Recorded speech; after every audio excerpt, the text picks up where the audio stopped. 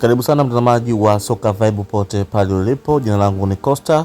Mimi kazi yangu ni kuweza kujuza taarifa zote na tetesi zote ambazo zinahusiana na michezo. Lakini siku hii ya leo Jumapili, unaambiwa Simba rasmi wamefungua mazungumzo ya siri na kipa wa Chippa United ambaye ni raia wa nchini Nigeria. Huyu anaitwa Stanley Nwabali mwenye umri wa miaka 29. Tayari kipa huyo amekubali kujiunga na Simba na nao mnyama anapambana kumalizana na klabu yake.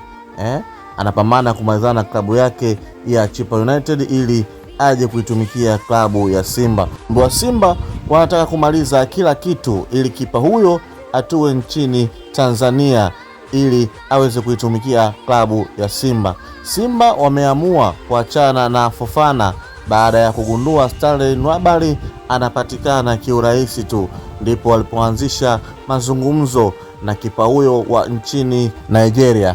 Kwa hiyo Simba macho yote ni kuweza kuangalia golikipa huyo kutoka Chippa United. Tunajua ubora golikipa huyo, hata kwenye michuano ya AFCON tumeona ubora wa golikipa huyo. Ndio maana Simba akaamua moja kwa moja kufungua mazungumzo ili kama kuna uwezekano wote waweze kumpata golikipa huyo. Ni golikipa maridadi na atakuwa ni namba 1.